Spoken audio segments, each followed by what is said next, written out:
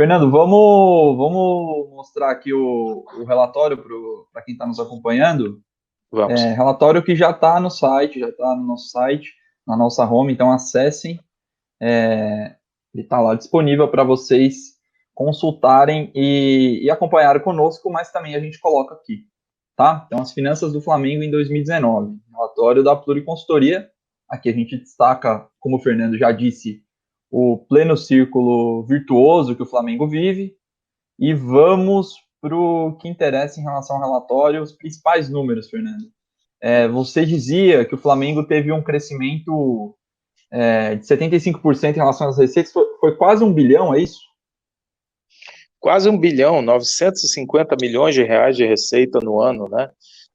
O recorde anterior para um clube brasileiro, acho que era 680, 650 milhões, se eu não me engano, do Palmeiras, uns 2 anos atrás, né? Então, é um crescimento sobre o recorde histórico de um clube de 50%, né, praticamente. É impressionante você crescer nesta magnitude, você tem um crescimento desta magnitude, quando você já é muito grande, né? A gente repara crescimentos importantes quando o faturamento é menor, né?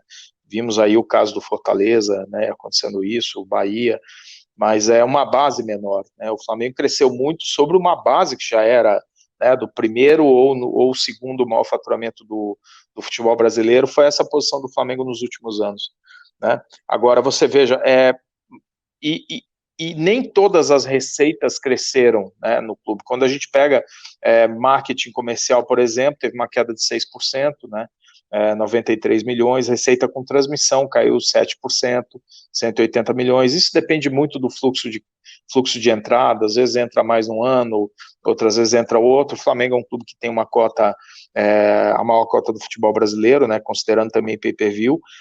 Mas negociação de atleta é um negócio impressionante, né? 300 milhões de reais de negociação de atleta. Olha, deve ter o quê? Deve ter 6 clubes no Brasil, talvez um pouco, vai lá, 7. Devem ter 7 outros clubes no Brasil que o faturamento total é maior do que o faturamento do Flamengo só com venda de atleta no passado. 300 milhões só com venda de atleta. Ontem a gente exaltava, por exemplo, o bom trabalho feito pelo Fortaleza. Aí você vê como o futebol ainda é hiper desequilibrado, né? Ainda não, ele é hiper desequilibrado. O Fortaleza vem de um faturamento, ele aumentou 12 vezes a sua receita e atingiu 120 milhões de reais de faturamento bruto. O Flamengo, só com venda de jogadores, teve uma receita equivalente a 2 Fortalezas e meio, só com venda de jogadores. Então, Fernando, oi. é interessante só a gente falar também que a gente teve o relatório financeiro do Santos por aqui, a gente analisou, e a gente viu que o Santos teve um pouquinho mais de 200 milhões em receita de jogador, só que o Santos tem uma receita de 400 milhões, né? O Flamengo, ele tem ele arrecadou 300 milhões em negociação de atleta, mas ele tem uma receita de quase 1 bilhão, ou seja, não é uma dependência também, né? A gente pode entender por aí. É uma boa comparação, Munir. O Santos, né? O Santos esteve ali no Campeonato Brasileiro ano passado, fez uma campanha inesperada, né? Mas você veja, o Santos são 216 milhões de receita com jogador no ano passado, que aí nós estamos falando do Rodrigo, que foi vendido no ano anterior, na verdade, e a grana entrou no passado, mas 216 milhões, o Flamengo teve 300. Na receita que é excluindo o jogador de futebol, o Santos teve 184 milhões de receita e o Flamengo teve 650. E repara, são clubes que disputam os mesmos campeonatos, que vão para campo se enfrentar. Olha como é complicado a diferença da dimensão.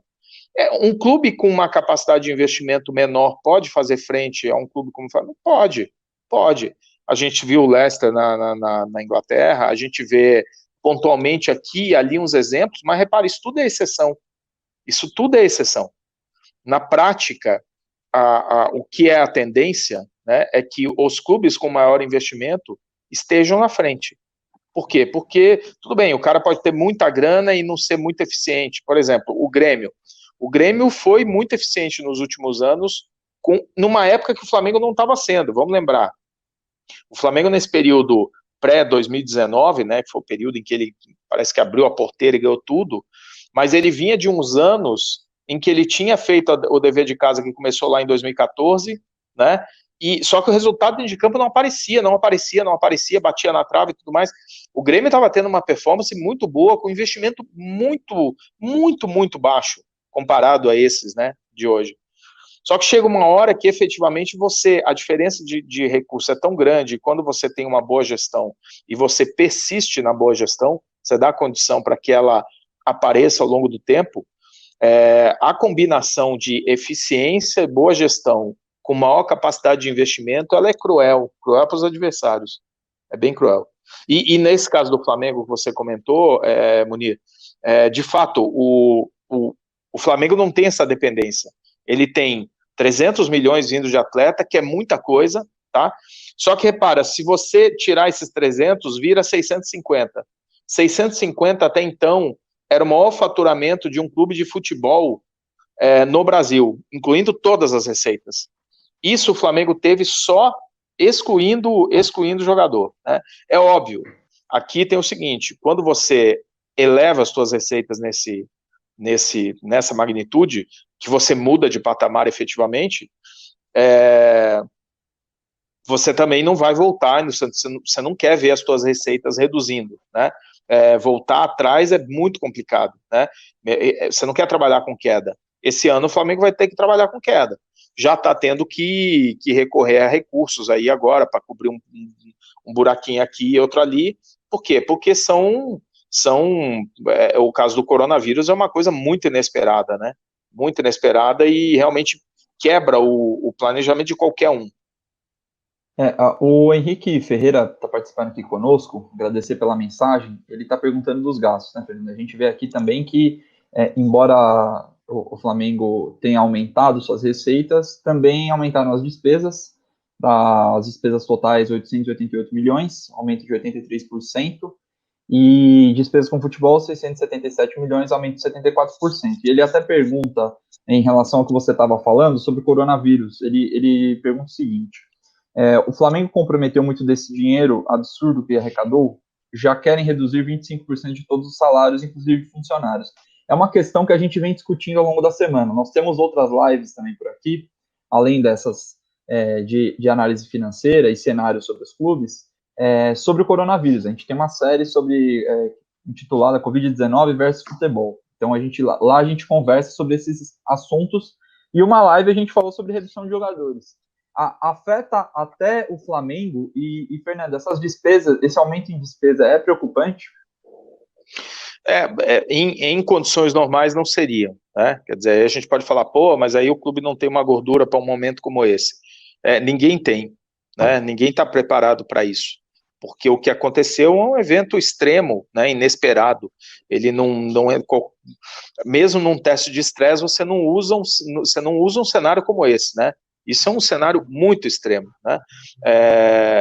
Então, o primeiro ponto é o seguinte: o aumento da despesa, ele realmente gera um problema agora, porque são despesas contratadas, né? O clube está com uma folha enorme, está com os investimentos no futebol foram muito grandes. A maior parte do investimento no futebol foi em contratações, né, nos últimos anos. Tem um gráfico no balanço do clube que mostra isso claramente, né? O clube investiu. Eu acho até que, olhando categoria de base, eles até colocam isso como número positivo, investimento de 30 milhões, passou de 23 ano passado para 30, investimento total, tá? Total categoria de base. Eu acho o investimento baixo para o Flamengo, baixíssimo. Deveria ter sido um investimento maior. Mas o clube optou por investir muito na contratação de jogadores, porque vinha também muito pressionado por resultados dentro de campo, já que o ajuste tinha sido feito, ninguém ganha campeonato de balanço, né? O que interessa é bola na rede. O clube não estava conseguindo ter sucesso em campo e efetivamente abriu a porteira, investiu pesado mesmo, contratou jogadores e tudo mais, e teve o resultado, né? Teve o resultado dentro de campo. E isso que interessa. Agora vamos para como é mesmo o nome do amigo aí? Henrique Ferreira. Henrique Ferreira. Vamos continuando a pergunta do Henrique. Obrigado, Henrique. A questão do coronavírus, a gente fez uma live específica sobre isso, sobre se os jogadores devem ou não reduzir os salários. Essa é uma decisão de cada clube. A gente vê que até a semana retrasada o Flamengo não queria discutir redução de salários. Flamengo, Red Bull, Botafogo e Curitiba eram os únicos clubes que diziam que iam tentar manter tudo igual. Os demais, a gente tem Grêmio, Ceará e Botafogo que reduziram e não esclareceram as condições, e a gente tem Cruzeiro, Atlético Mineiro, Fortaleza, Grêmio, Fluminense, que já anunciaram algum tipo de redução, né? Eu acho inevitável ter que reduzir salário de jogadores, né? Acho inevitável, absolutamente inevitável. Tem algum parênteses aqui, né? O que a gente está vendo no mundo é o seguinte: alguns clubes estão fazendo acordos para que todo mundo tenha redução, né? Outros clubes estão fazendo acordos escalonados, tipo, quem ganha mais tem um percentual de desconto maior, quem ganha menos tem um percentual menor, e abaixo de um determinado salário não tem redução. Esse parece o acordo mais justo, né? Mais correto. Tem pessoas que têm um salário baixo e elas deveriam ser, no meu modo de entender, preservadas nesse momento. Acho que jogador que ganha mais deveria contribuir mais. Acho que deveria ter uma redução de salário, porque essa não é uma redução que você pede fruto de uma incapacidade do clube, uma má gestão, um problema que o clube tenha criado, né, ou um problema do próprio mercado. Esse é um problema global que afeta todos os setores, afeta praticamente todo mundo, não há como escapar. E o problema prático aqui é o seguinte: todas as receitas do futebol serão atingidas, todas, sem exceção. Nada aqui vai escapar. Vai ser uma carnificina esse negócio.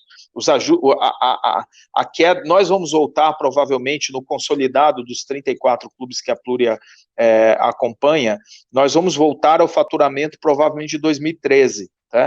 O futebol vem num crescimento, crescimento todo ano de faturamento dos clubes, mas todo o faturamento dos últimos 6, 7 anos será anulado. Tá? Nós vamos voltar a 2013, no período pré-Copa, tá? Após os efeitos da pandemia. Isso num cenário que volte o campeonato agora em julho, como está previsto, tá? É o que também nós acreditamos. Se por acaso isso mudar, vai ser complicado, mas vamos lá, se a gente olha para as fontes de receita do Flamengo, deixa eu dar uma subida aqui, para dar uma passada nisso e continuar a resposta do Henrique. Receita com transmissão. Receita com transmissão, 180 milhões, caiu 7%. O que deve acontecer com isso? Nós tivemos aqui ontem a presença do presidente do Fortaleza, no dia anterior do presidente do Bahia. Os dois relataram que há conversas com a Rede Globo no sentido de tentar reduzir, por parte da Rede Globo, tentar reduzir o valor das transmissões. Veja, essa receita, ela é uma receita, ela é, em condições normais, a maior receita, em geral, é 35%, 40% da receita do consolidado dos clubes no futebol brasileiro, tá? Essa receita, nós aqui na Pluri contávamos com ela mais ou menos estável, com exceção dos clubes que têm contrato com a Turner, esses claramente já vão ter problema, né? Mas nós imaginávamos que o contrato com a TV Globo seguiria normalmente, tá? Ainda achamos que isso é o mais provável, mas nós ouvimos ontem de 2 presidentes que há conversas rolando aí, tá? Então, atenção. Negociação de atleta, meu amigo, quem vendeu, vendeu. Quem não vendeu, eu acho assim, se você tem condição de segurar um pouco, segure, porque quem quiser comprar agora vai fazer proposta na Bacia das Almas, né? E quem tiver com pires na mão precisando de grana vai ter que vender barato. Então, esse ano vai ser um ano, o mercado entra em crash, vai faltar grana no mercado, e os que tiverem grana vão abanar o dinheirinho e vão pedir descontaço, né? Então, essa é uma receita que vai ser brutalmente afetada. Daqui para o final do ano, talvez não tenha praticamente nada dessa receita de venda de jogadores. Vamos lá, marketing comercial. Bom, aqui varia, tem clubes que perderam todos os patrocinadores, Goiás, por exemplo. Quem tem patrocinador mais robusto, empresas maiores, que fazem um trabalho mais de longo prazo, tende a se manter. O Banco Inter renovou com São Paulo durante o período aqui do período de pandemia. né? Então, eu acho que aqui o efeito não tende a ser tão grande. Match day, sócio e bilheteria. Bom, aqui é o seguinte, bilheteria, conte com a possibilidade de ser 0 até o final do ano, tá? Ah, mas o campeonato vai voltar, portões fechados, não sabemos por quanto tempo portões fechados, é possível que isso vá o ano inteiro, a OMS está querendo que fique 1 ano e meio sem futebol show, tá? O que a gente vê, principalmente na Europa, é o seguinte, os dirigentes estão querendo botar a bola em campo, independente de se vai ter ou não público no estádio. Tipo, por quê? Porque eles querem garantir a entrega comercial de marketing, publicidade, patrocínio e transmissão, que é uma receita muito significativa, eles não querem arriscar.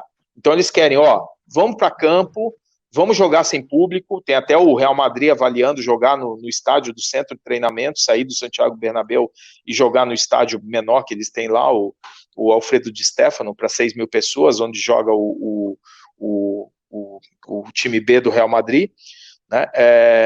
Então, aqui existe uma possibilidade, isso afeta o Flamengo pesado, porque o Flamengo é o clube que mais arrecada com bilheteria.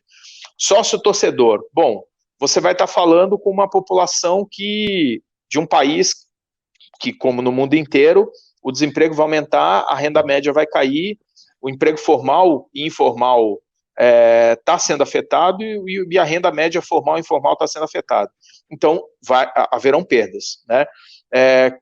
E aí é o trabalho de marketing de cada clube e a satisfação de cada clube com o seu, né, do seu torcedor com o clube, para fazer um esforço agora, né, para manter as mensalidades. Estava aí ontem o presidente do Atlético Paranaense, o Petralha, anteontem, se eu não me engano, ou ontem, eu já não me lembro, pedindo, pelo amor de Deus, aos torcedores que mantenham os planos de sócio para salvar o clube. Essas eram as palavras dele, né? Então você olha, outra conta importantíssima que entra naquela transmissão, eu esqueci, pay-per-view. Pay-per-view vale o mesmo do que o sócio-torcedor. Você está afetando na veia um torcedor que a grana ficou curta. Então é o seguinte, muitos fazem um sacrifício pelo clube, outros não fazem, outros não podem fazer, tem que cortar, né? O cara tem que botar comida dentro de casa, a situação ela é complicada. Então, nós vamos ter em todas as frentes de receita um impacto violento. Agora, quando você olha para as frentes de despesa, qual é a principal frente de despesa de um clube de futebol? Disparado. Em média, 45%, 50% do total da despesa do clube, né? Salário e encargos de premiações de elenco profissional e comissão técnica. Essa conta leva metade do teu orçamento. Como que você vai ter a tua receita sendo esmagada e você vai manter a tua despesa intacta? Se você fez uma burrada que você não vendeu o jogador porque não conseguiu, se você está perdendo receita com bilheteria, sócio-torcedor e tudo mais, porque você não faz uma boa gestão, o time cai dentro de campo, beleza, isso aí o jogador, via de regra, é uma discussão, mas você pode dizer assim, é um problema do clube, né? Mas não é o caso. Quer dizer, caiu-se aqui, simplesmente chegou-se um evento e falou o seguinte, olha, deixa eu tirar aqui, o que dá para imaginar de perda de receita aqui de um clube como o Flamengo esse ano? 20%? É possível até mais, tá? Porque a negociação de atletas bateu quase 30% da receita do clube. Se esse recurso aqui cair para 50 milhões de reais, que é razoável, num ano, você já tem você perde 250 milhões, você já perdeu quase 30% a receita do clube. Então, repara, a redução vai ser muito brutal, tá? Esses dias eu vi os dirigentes falando, nós fizemos um teste de estresse do Flamengo e achamos que será absorvível o tamanho do efeito. E eu até comentei isso internamente na Pluri, que eu achei que esse teste de estresse dele não tinha sido suficientemente estressado, né? Em que 2 receitas você tinha que destroçar, né? Que era a receita de bilheteria e a receita com venda de jogadores. Naquele momento, o Flamengo estava falando que não ia fazer redução de nenhum acordo com os jogadores. Agora, o Henrique está nos trazendo essa informação, que eu não tinha, tá? De que o Flamengo está discutindo essa redução nessa magnitude, ou seja, realmente talvez eles agora tenham feito um teste de estresse mais estressado, né, que mostra que você vai ter que sim tentar reduzir. Se você não fizer isso, imagina o seguinte, você jogou a despesa do Flamengo, quanto foi a despesa do Flamengo no ano passado? O clube faturou 950 milhões e tem 888 milhões de despesa. Vamos lá, isso aí não é despesa, essa despesa total tem investimento no futebol, contratação de jogador, coisa que você não vai fazer esse ano, mas nós sabemos que a conta do futebol no Flamengo foi para um patamar, outro patamar, né? Foi lá para a lua. Você tem que atacar essa conta, entendeu? Você tem que atacar, você tem que mostrar para os jogadores o seguinte, meu amigo, planeta Terra, peraí, quem é que escapou disso? Um ou outro felizardo. Eu não acho que faça sentido jogadores que têm o salário do Flamengo, comissão técnica, que tem o salário que tem no Flamengo, não reduzir. Acho que faz sentido. Acho, porém, que isso é uma decisão de cada clube. Eu acho que eu acho que o mais correto é você botar um piso e dizer o seguinte, olha, a partir desse patamar, principalmente pelos funcionários, gente, porque os funcionários, eles não têm essa gordura. Os caras ganham um salário normal, né? Não é a mesma coisa. Eu acho que funcionários, comissão técnica, salários altos, não sei o quê, quanto maior é o salário, maior tem que ser o ajuste, entendeu? A partir de um determinado nível para baixo, acho que tem que preservar, porque essas pessoas não têm gordura como tem os outros para enfrentar essa situação.